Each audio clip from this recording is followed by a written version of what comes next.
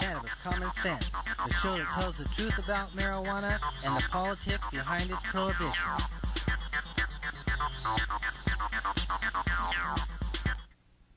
Hello and welcome to another exciting edition of Cannabis Common Sense.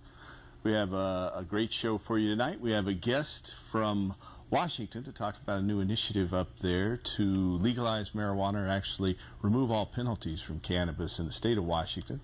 We also have our musical accompaniment from Mr. Tim Pate and Mr. Jonathan Eder. Good evening, gentlemen. Evening. Good evening.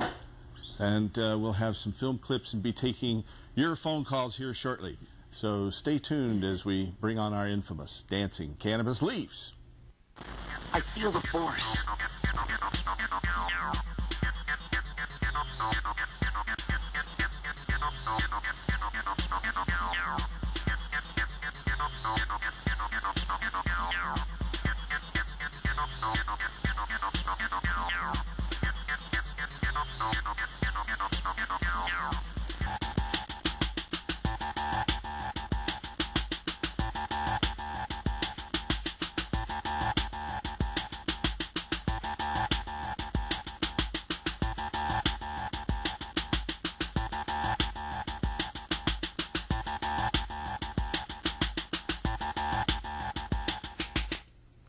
Right. Tonight's first story is from today, December 3rd, 2010, and from Bloomberg News.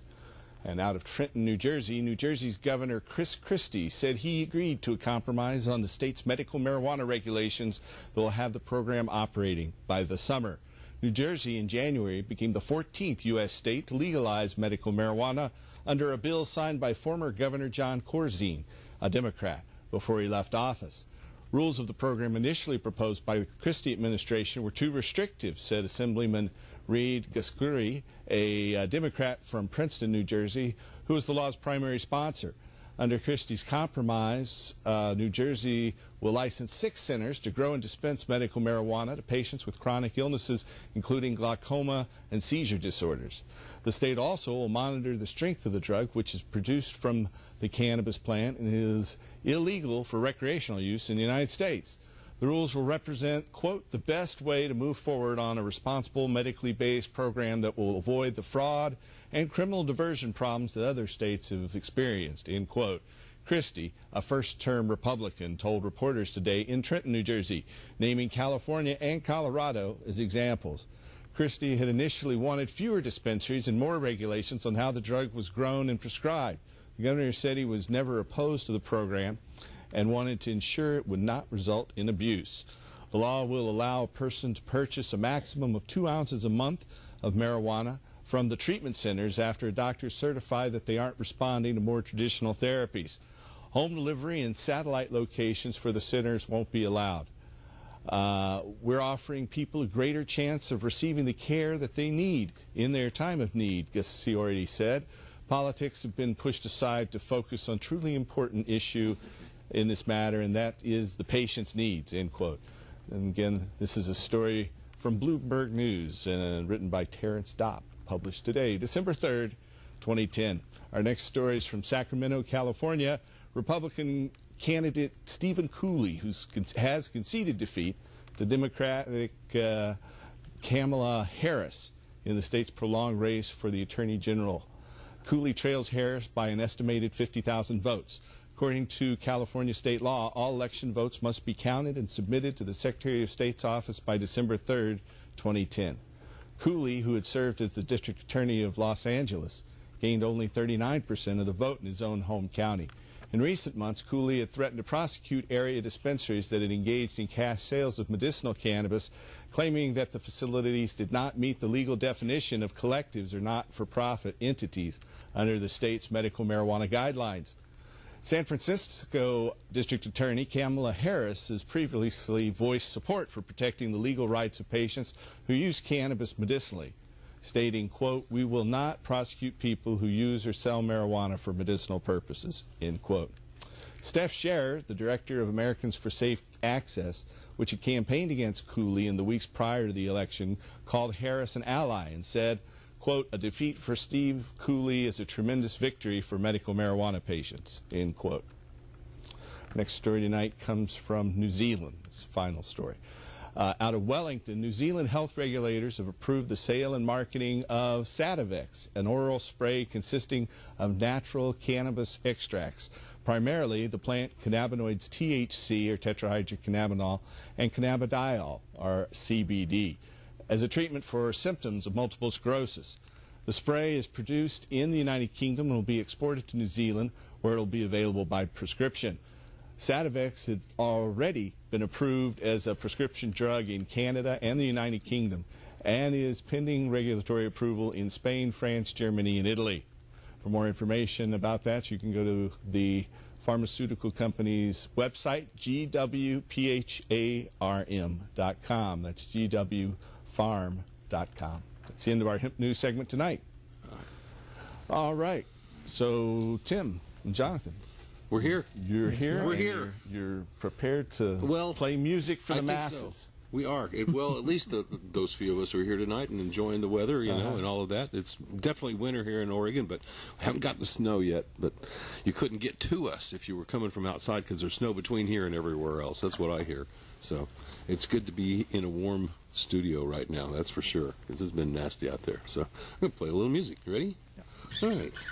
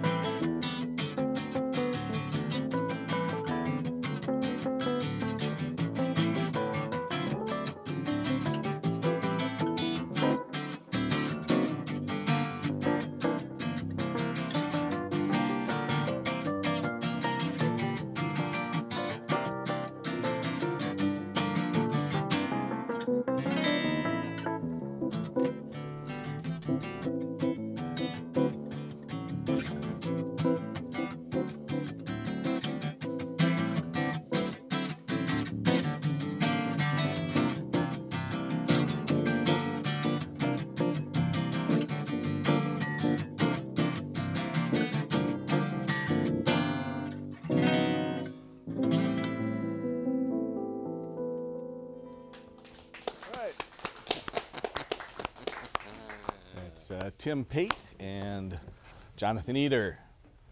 And if you're out there and you have a question for us tonight, we're taking calls at 503-288-4448. That's 503-288-4448. And we also have a guest with us tonight, Don Skakey of Skacky. Skacky. Sorry, man. Works with us. Welcome. Thank you. Yeah. And Don, Awesome music. you're representing this new initiative drive up in Washington State to basically remove all penalties from cannabis possession and Use, sales, transport, cultivation. all the laws against cannabis. Right. What's the process you got to go through in Washington now? What do you do? Well, the initiative process, we need to get 251,153 valid signatures from voters. Okay. But the reason it's going to work is that the language follows Initiative 61 from 1923 in New York that ended prohibition statewide 10 years before the rest of the country. And it just doesn't conflict with federal law because we don't create any regulation or any language at all that could be preemptive federally. And it just simply removes state penalties, civil and criminal. So a lot of people say, well, you know, they change the laws all the time up there, but what we're really doing is we're creating an opportunity for the legislature to step up and listen to the citizens of how they want That's right. Cannabis regulated and taxed. And what length of time do you have to gather those signatures in? We are going to file our initiative in January. We should have our paper hit the street in February. We have until June 30th. Do you have a time period where you have to clear things like through the state attorney general or through the whatever department? Yeah, we will there? file early January. Then Okay. they have 14 days to research it. Okay. We filed this already as Initiative 1068 in 2010. We grew as an organization, and it was all grassroots. We didn't have any paid gatherers. Some paid gatherers were out there working for us. Some were out there using us for their own benefit and didn't turn their signatures in. But we're going to avoid that. We've got over 6,000 people this year that have expressed an interest in helping out. And if that's the case and only half of them step up and make a commitment, then that means we need 100 each for over a 5 months period. So basically, if everybody gets one signature a day and only half the people that commit do it, we're on the ballot. So you have a 5-month period you have to get this in? Okay. But we're shooting for 420. So is that an initiative that's directly to the people, or is that Yes. an initiative to the legislature? I know in Washington there is this other process there that it gives you a little bit longer period of time to collect signatures. It does give you a year, but then the legislature can also create a competing initiative. Right. Like, okay, the citizens say this, but we say this. So you really split the vote that way. Well, with an initiative to the people, you really give them the chance to say this is what we really want. And the numbers will show it. The response from the public as time went on and they became aware, a lot of people didn't even know we were out there. But when they found out we were out there, it's like, where have you been? I want to sign this. And they want it to pass. So if people want to contact the campaign, what's the best way for them to do so? Yeah. SensibleWashington.org is our website. There's right now our website's in transition from the bare bones that we have left over from last year. We are working on a really awesome new website that's going to have a lot of information.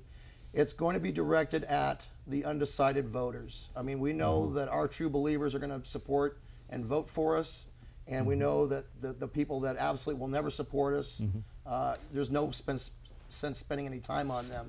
Yeah. So we're going to aim for the people in the middle that are worried about their children. How will this affect their children?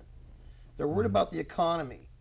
How is the $150 million a year we save from not arresting 14,000 people in Washington going to affect the economy? And how is having them back at work instead of prison going to affect the economy? This will also cover hemp, industrial hemp. So we're expecting that the $100 million market that Washington imports to make products here can be grown here, and that'll be green jobs here in America, right here in Washington. All right, you know, we take viewer phone calls, and we've got a caller Why who's not? been standing by just a little bit. Let's go ahead and take one of those. Welcome to the show, caller. Hi. Hey. Hey, how are you? Hi.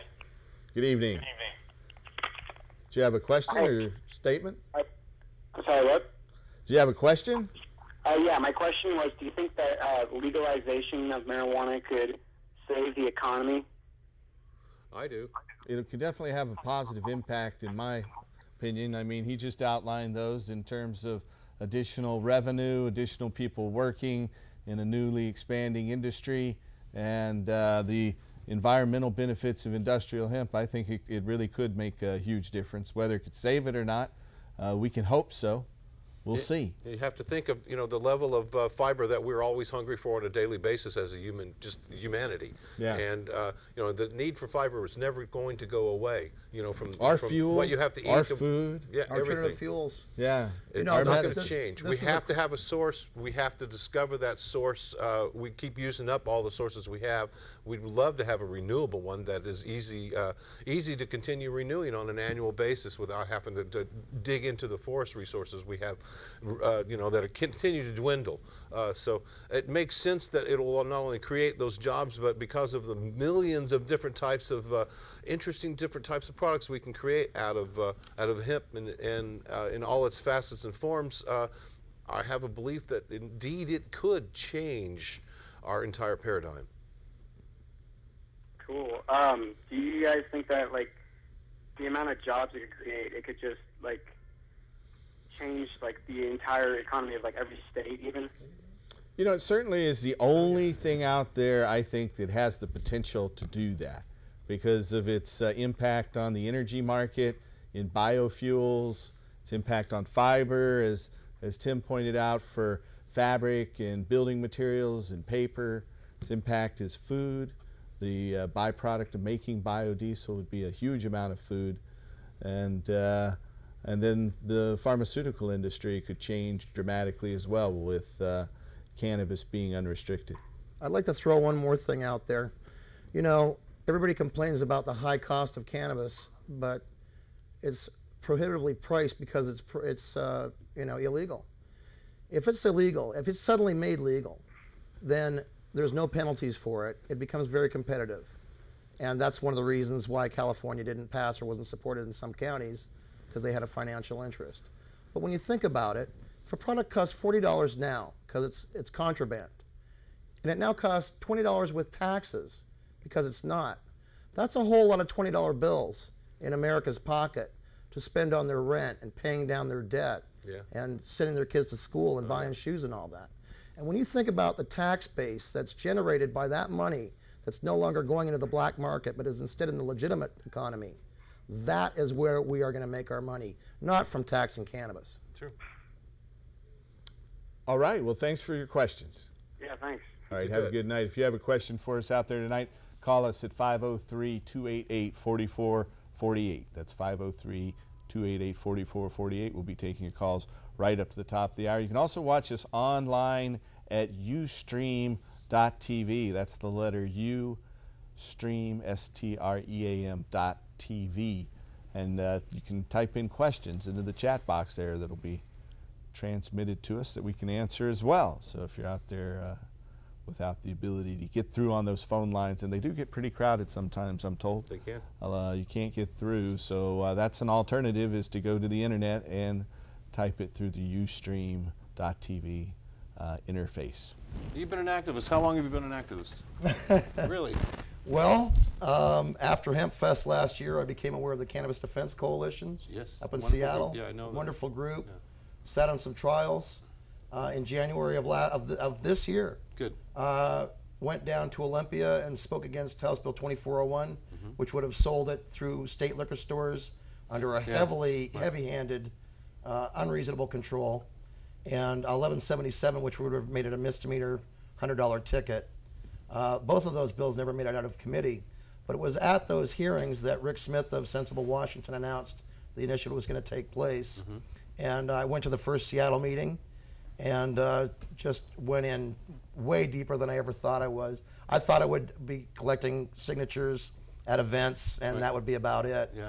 But as the organization was so new and the need was so great and the cause so important and deserving, and support. I mean, everywhere we turn are people like all of us and all of you in the audience.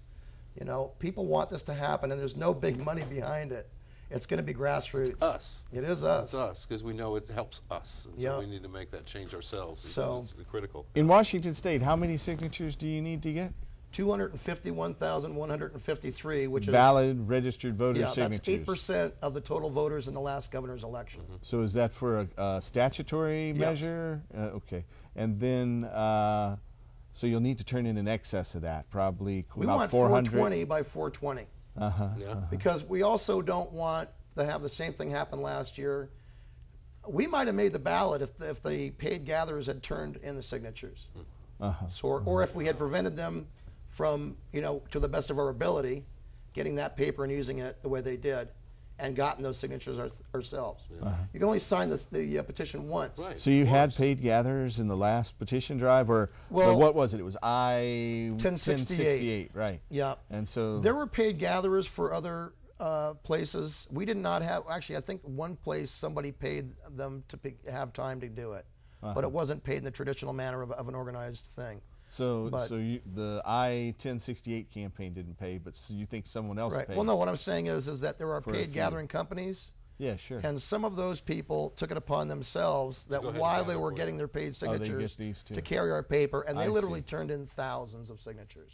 But unfortunately, many of the other ones that wanted to get paid on them, there was even a promise to pay of 25 cents to $1 a signature if we made the ballot and we had the money. We'd find a way to pay. I see. And they turned us down, and I have personal knowledge that tens of thousands of signatures went in the trash. And when we complained to the Secretary of State about it, unfortunately, there's nothing we can do. Right. So well, that's a shame. I didn't realize that. So it really disenfranchises the voters when that happens. That certainly does. Yeah. Well, well, we have better results this time. Right. Manage it a little better. Well, that's the thing. I mean, we didn't know what was going on last year. Right. I mean, now we were all new. Yeah, now you do. And now we know where we can be, what our rights are, what's productive. We're not going to be standing out in the rain this year. We're actually going to rent kiosk space at malls. And be inside where people are going to Zoomies and going to the food court and, oh, look, there's the marijuana people. Let's go over and see what they got to say. Right. Those people are going to sign. Because when you're trying to hustle somebody at the Mariners game, and it's pouring rain, and they want to get to their seat. That makes it very difficult. I know you had bad weather, as we did too last year. But hey, you know what? We got another caller. Welcome to the show, caller. Hey, how are you tonight? Hi. I'm doing fine. My name is Larry. Hey, Larry. How are you guys doing tonight? Good. Great. Pretty well. Good. Well, I have a question for you guys. Okay. I'm a felon.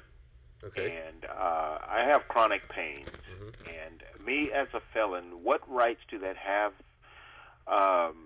Getting a medical marijuana card for it wouldn't affect it at all.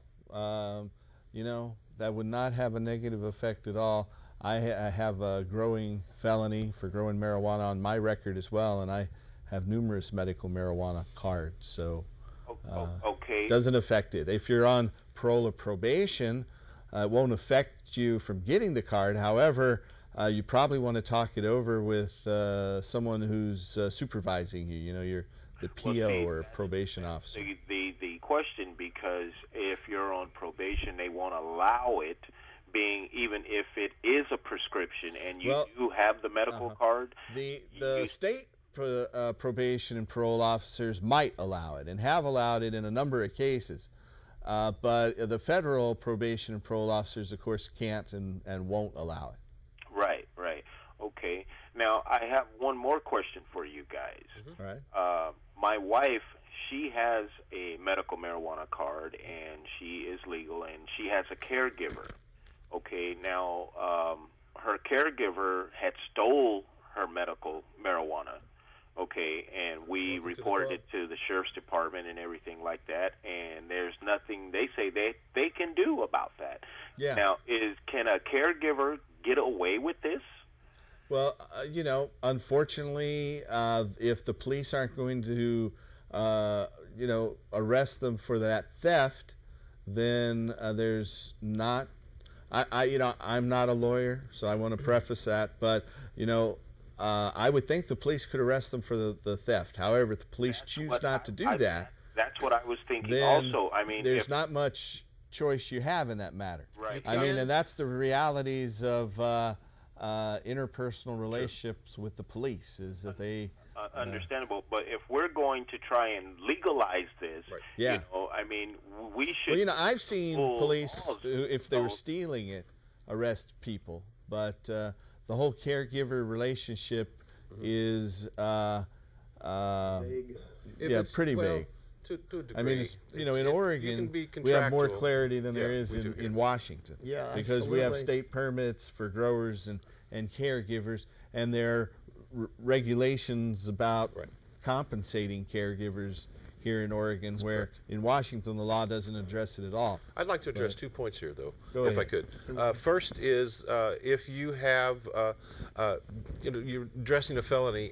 If the felony was for a marijuana offense and it has been since a certain period of time, it was January 1st of 2006 or 2007. Well, which was that date? there's And you a couldn't new thing be with your the own law. grower. If you have a drug felony conviction after And so that's one January 1st, 2006, then you have to, under Oregon state laws, and this just applies in the state of Oregon, you have to have a someone else named as your grower and caregiver, and you can't possess more than 1 ounce at a time.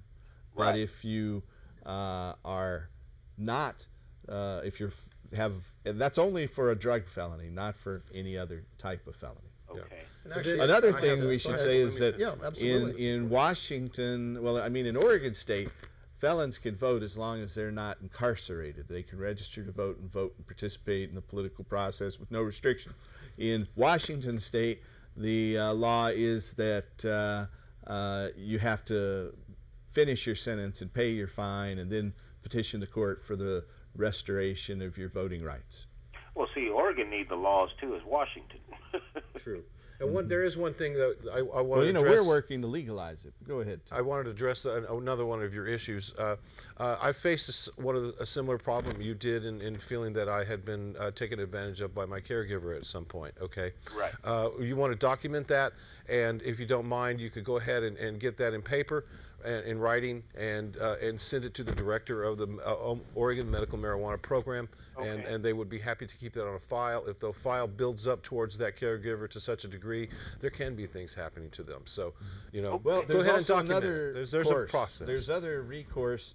You can file a lawsuit through normal civil court procedure and sue that person for not fulfilling their contract and for stealing from you, because really under state law those plants clearly belong to the patient, not to the caregiver. Yes. And so you Right. can sue that person, and these cases have even been picked up on rare occasions by things like I know Judge Judy covered one of these in a true. local Portland case true. back about 5 or 6 years ago. Yeah, it was Okay. similar, where the caregiver had taken the patient's medicine, and so that's really the main avenue of recourse you can see. Right, because see, I look at it as, you know, that's her prescription, as if Yeah. she was Well, what- you have a civil, under Oregon's law, you have a civil right, and the caregiver has a civil responsibility. Yes, and right, the right. police don't But really they- have criminal laws to enforce that, so the only means of enforcing it is through civil court actions. Exactly, because see, I look at it as if that was, let's say, painkillers or something like that, then the law would have went after her for that. Right. So she looks at the medical marijuana as her painkiller, Right. you know, so things should have been treated the same way. But they're not agree, doing but it here. not everybody in Oregon does. that way, you know. Right. And Larry, there's something else there actually. You mentioned having a prescription for it, and you mentioned being legal. If you're in Washington State, you have an authorization, and the reason that nobody gets a prescription is that cannabis is still on Schedule 1, and that takes you right back to the conflict with federal law. So if a doctor was to write out a prescription for cannabis, they could lose their license to prescribe and practice medicine. But So one thing to look at as well here in Oregon is that the state of Oregon's Board of Pharmacy, at the direction of Oregon's legislature, has rescheduled marijuana out of Schedule 1 to Schedule 2. And so in Oregon, it is a Schedule 2 drug.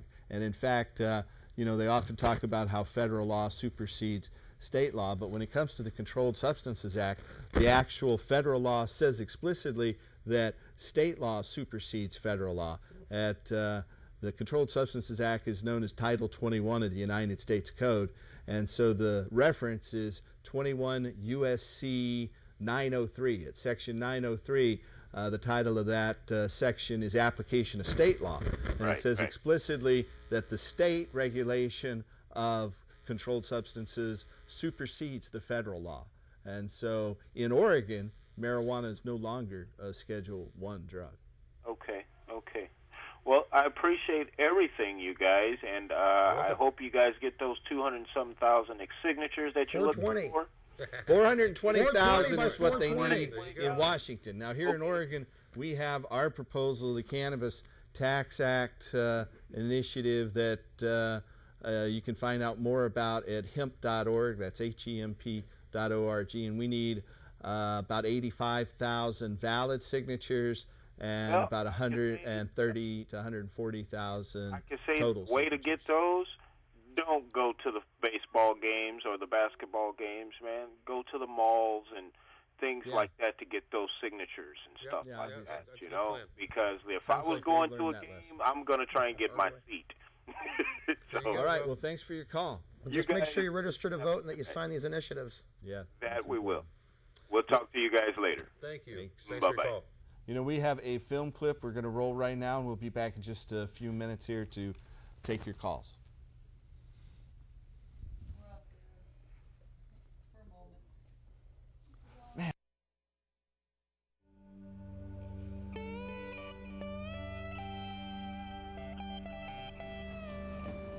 Marijuana will always be medicine. That will never change. That's one of the constants of reality.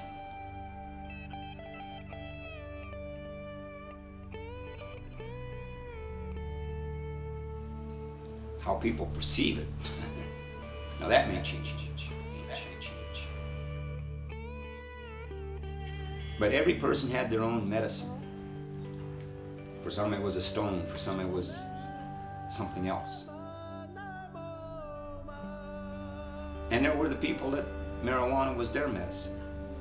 But they used it in a medicine way. In another reality, during that time they lived in a medicine way.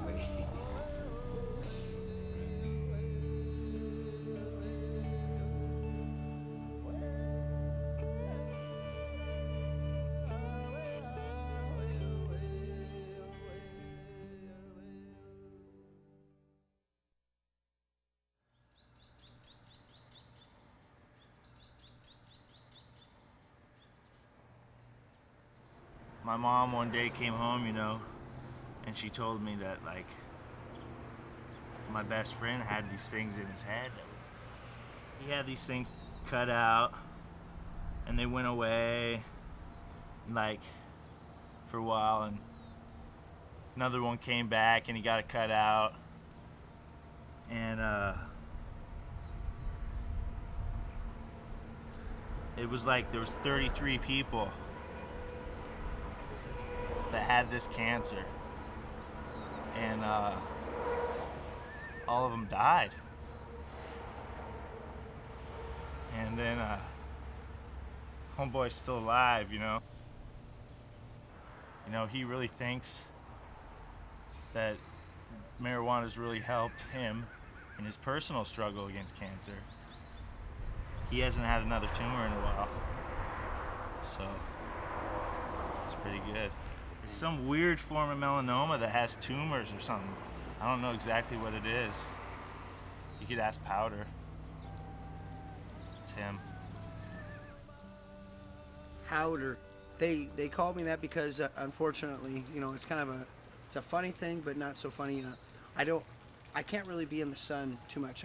I get some color, but I can't get most of all, and that's kind of maybe the whole thing of why I'm here, why I'm around at Eddie's, is that I have some type of a skin cancer. I don't even really know the name of it. That's the truth of it. But I've had the cancer for about 5 or 6 years. I was working construction, and I got, I'd always have to wear hard hats. And wear a hard hat, it sat up on top, and I had more or less a tumor that sat on top of my head. Well, when you were putting on the cap, it always like rub on it, and it irritated, so I had pretty good insurance.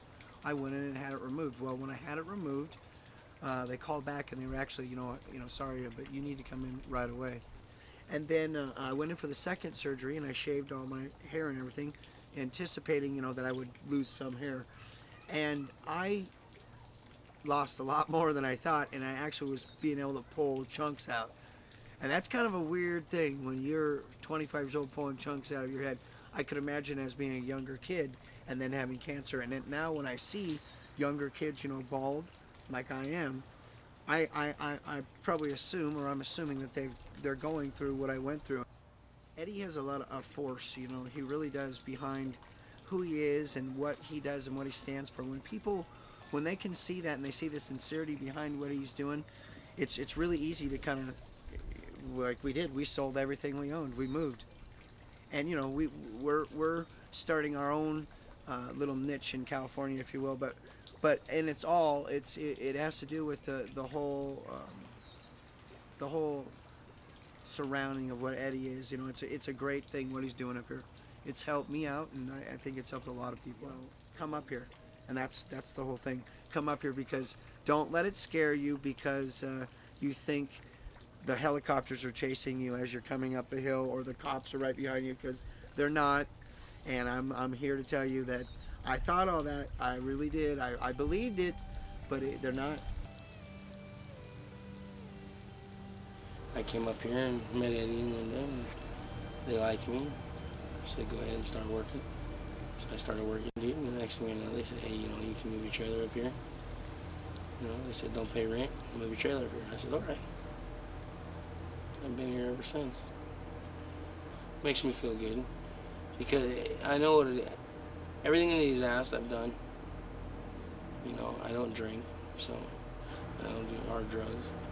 I smoke herb. Been here a lot longer than I have. They earned respect, so I always tried to treat them with the utmost respect. My mom too. Smoking weed, dude. They told her to stop smoking weed. She just fucking got told she had a cirrhosis of the liver, right? She didn't like taking all the Demerol and the Daragesic patches and all the shit they put her on. So we kind of talked her out of putting, doing the pills, and she had smoking more weed. And they told her she'd only live 1.5 years, and she lived 7 years before she died. But because she smoked marijuana, they wouldn't put her on the list for a liver.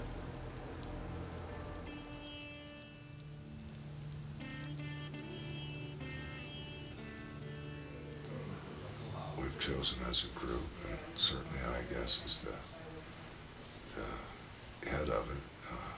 It all kind of stops with me, but I've chosen to make the patient first simply because it's the right thing to do.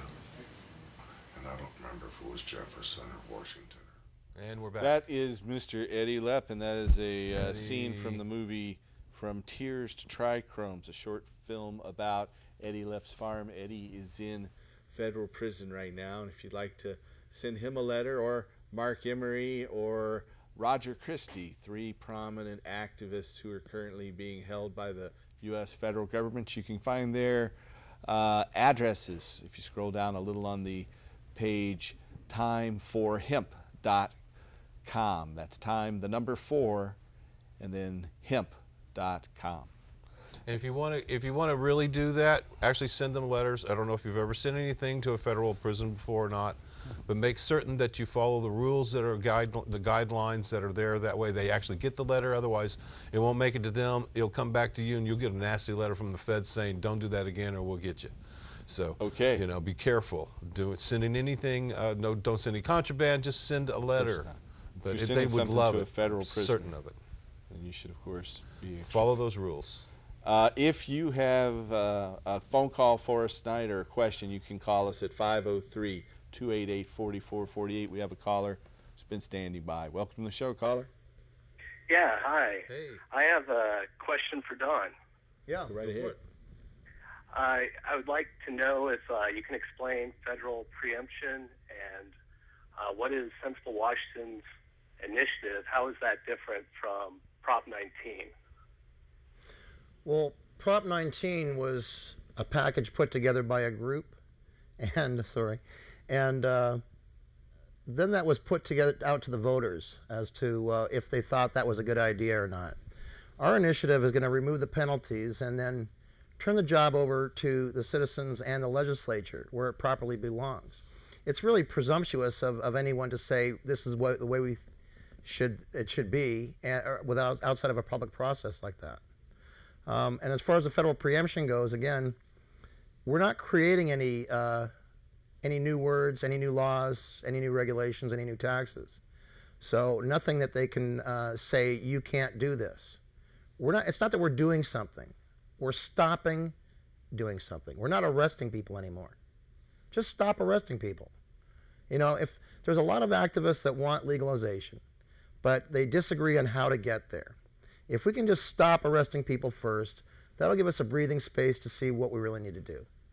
I'd like to chime in on this one, because what this would do is basically remove penalties, and so there's nothing really for the federal government to complain about. The federal government would still be free to come in and enforce federal law, but without the assistance of local police, they certainly wouldn't be arresting individuals for personal possession unless it was on federal property. However, when it comes to federal preemption, again, there's a section in the Federal Controlled Substances Act at 21 U.S.C. 903. If you just put that into a search engine, you'll get a DEA page with the section talking about the application of state law, and that state laws for controlled substances supersede federal law. But again, about the situation with the Sensible Washington initiative is it simply removes penalties, and there is a precedent for that in the state of New York. Back during alcohol prohibition, the state of New York in 1924 dropped all laws against the possession, sale, and distribution of alcohol, and that was the way New York State's laws stood for 9 years until alcohol prohibition was repealed in 1933. So there's already a valid comparison that's been made in the last century. And after that happened, the world didn't end. You know, the sun still came up tomorrow. They eliminated the penalties. Yes. Thanks for that question, though. If you have a question, You bet. If you have a question for us tonight, you can call us at 503-288-4448. That's 503-288-4448. You have a couple flowers there you're sniffing there. I don't know. They're rosettes of nice tastiness. Yeah. Yes, indeed. This may not make it out of the studio. You know that, don't you? I hope not.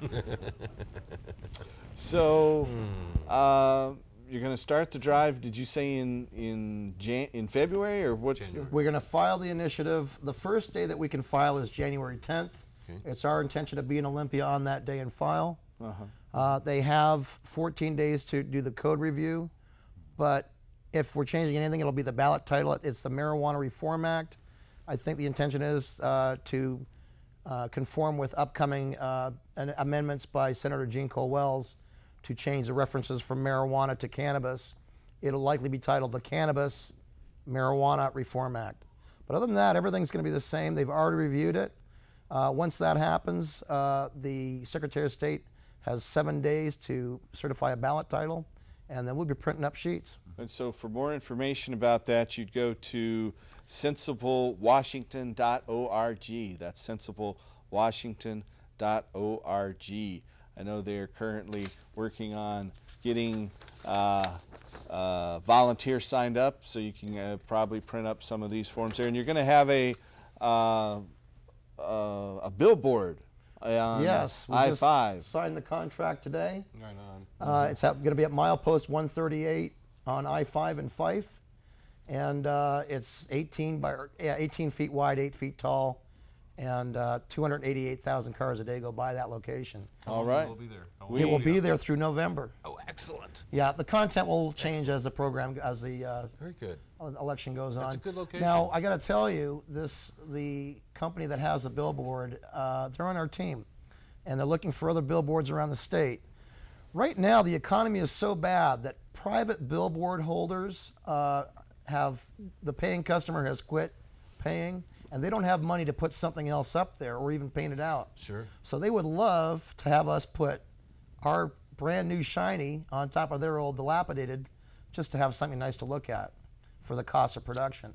So the cost of production, that's where we're at. You go to sensiblewashington.org and donate, please. If you can't donate cash, please be a volunteer and donate your time. Donate your talents. If you're in web design, or if you've got media experience, if you've got organizing experience, we need all of that. We need your help. We failed to get on the ballot, and everybody hates to say that we hate to say that, but we didn't make it. We did fail. We failed because we didn't have your help. And with your help, we're going to make it on the ballot. Well, this you know year. what I always say, and that's failure is not an option. Failure is actually a privilege reserved for those who try. So if you don't try, you can't have that privilege. And so now, basically, that's how you learn. And, right. You know, actually, one more thing on that, Paul. Yeah. When we didn't make it, everybody said, well, we've worked so hard, let's take 2 weeks off and figure out where we are. 2 days, the phone was ringing. Everybody's excited. Everybody wants to get this on the ballot. And people are literally working day and night to get it done. All right, now. we have a caller. We're going to go ahead and take that call. Welcome to the show, caller. Hello? Hello. Hello. Hi, I have a question about obtaining a medical marijuana card. Okay. Righty. Or license to use and go right ahead. Grow for my grandmother. Uh-huh. So your grandmother basically has to have a doctor sign an attending physician statement, which is a form from the state of Oregon. And there are different, in other states, in Washington, the doctor would fill out an authorization. But in Oregon, they'd fill out an attending physician statement, which is a state of Oregon Department of Health form from the Oregon Medical Marijuana Program office. Then in that form, in their application form, after the doctor's filled that out, your grandmother would fill out the application and name you as the caregiver and turn in a photocopy of your ID along with a payment to the state. Now, it doesn't cost anything extra in the state of Oregon to name a caregiver, or in most other states that have a state permit process. So that's how you'd get the patient's permission, and then you have certain obligations to provide them with medical marijuana you grow. Awesome. Well, thank you very much. You're welcome. Sure. I really appreciate it. Okay, we're glad to do it. Proud to do it. Wild horses couldn't drag me away, and a few have No. tried. That's right. Anyway, thanks for your question. Yeah. Join us because you won't beat us. If you have a question for us tonight, you can call us at 503-288-4448. If you're out there and you or a loved one need to find a doctor who can help you get a medical marijuana permit, then we have doctors all across the nation who can help you do that. If you're anywhere around the country, you can call us at 1-800-723-0188. That's 1-800-723-0188. We can refer you to physicians everywhere from the East Coast out to the middle of the Pacific in Hawaii. So if you're here in the Portland area, you can call us at 503-235-4606. That's 503-235-4606. Or anywhere in the country, you can call that toll-free number, 1-800-723-0188. So there. That's it. Yep. Did you travel this week? You on the road? What's your next travel? I've been working at home. Have you? That's Yeah. cool. That's good. Yep. The main thing that's coming up for me in the near term is KushCon. There's this big conference in Denver coming up and we have an office in Denver too. The first medical marijuana office there in the state of Colorado. We opened it back in April of 2006. When we opened our office in the state of Colorado, there were 730 medical marijuana patients. No. In our first 2 days, we increased that by more than 10%. Now, there are 80,000 cardholders and 80,000 pending applications. So technically, there are about 160,000 qualified patients now in the state of Colorado. That's right. There's a need. Yes, there is. Yeah, and the legislature has amended the laws in Colorado now to regulate the way doctors can recommend medical marijuana. There have been some abuses, and to license and regulate dispensaries. Right. When the law was implemented to regulate dispensaries, there were 1,100 dispensaries across the state of Colorado, and now they're down to 700. So some weeding out processes yeah, there going on. They're gonna. That's one of the first Yeah, well, booms and busts in the medical marijuana industry, but there will be more in the cannabis industry as time goes by. And it's interesting to watch these things develop state by state because of the different rules in each state and what happens there because of how they write their rules. Yeah, it's been an interesting process to watch this. We have another caller. Welcome to the show, caller. Hi, I have a question for you. Hey, right ahead. Yeah, I was wondering the difference between outdoor marijuana and indoor marijuana. They could be very, very similar. I mean, basically, cannabis can be grown indoors and grown outdoors, and there's a debate as to which is better. I personally think outdoor cannabis is better. Some people think indoor cannabis is better. I prefer outdoor organic, but again, it's a very subjective issue. Basically, if you've got a good grower and a good strain, you probably can't tell the difference. Oh, really? I think you hit on it, though, with the organic.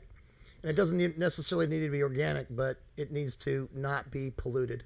Yeah, that's important.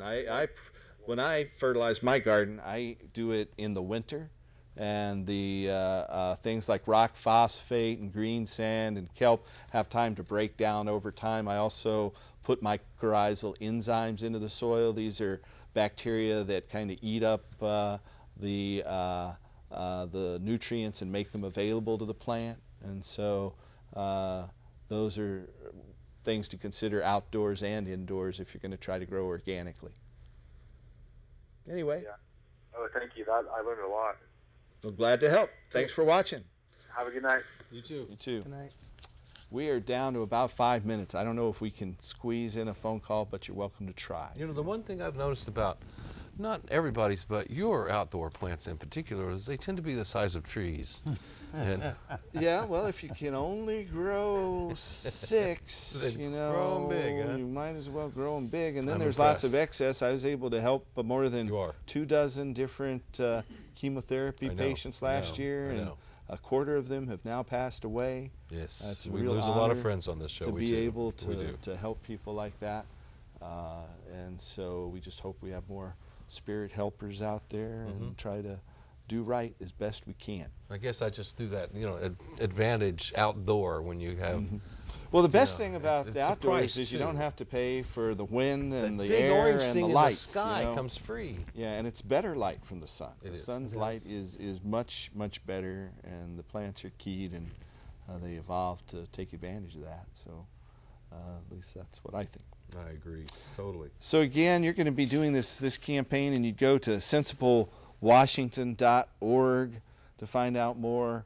Yes, right, Don? indeed. So is there anything you'd like to close with and say about Sensible Washington and how people can get involved? Well, it's truly grassroots, and please do check it out, get signed up. Right now, because we don't have petitions, we're going after businesses that will host the petitions anyways, and putting up these sign-up sheets. People that come into the business that want to help us out can give us their information. We'll get a hold of them. We'll get them involved with their local I tell you, we'll groups. put them in our office in Bellevue. So Nice. that'll help a little bit. Well, we get Paul, a good I number heard of you just say interested that you people. had offices nationwide. Can't we do them on all the ones in Washington? And Sure. Well, the thing about the we ones on have the border hard of Oregon? offices in Spokane and in Bellevue. The appreciate other that. places, like we'll be in Bellingham tomorrow, but we rent conference facilities at tomorrow. It's a Comfort Suites in Bellingham. Great. But in Bellingham and Port Angeles, Olympia, the Tri-Cities of Kennewick, Pasco, and Richland, and I think that's about it right now as far as the different cities we're in. We're thinking about going into Wenatchee and Ellensburg, but Great. you know, it just we depends. have our groups in all those areas. Mm-hmm. I can tell you that in Natural Wellness Center up in Whatcom County is going to be our headquarters up there. The Yakima County Democrats have offered us some office space and window space. So we are going to be in real places where you can find us all the time, at a regular basis, regular hours. I want to thank you for coming on, Don. Thank you very much. And again, the for having me. website is sensiblewashington.org. That's sensiblewashington.org. Of course, we have a campaign in the state of Oregon as well. And if you're interested in finding out more about that, you can go to that website right there, hemp.org. That's HEMP.org. So we're going to go out with some more music and some more lovely photos from the THCF Medicinal Gardens. And so this is with Mr. Tim Pate and Jonathan Eder. I want to thank you all for watching, and tune in next week and help us restore hemp. Legalize.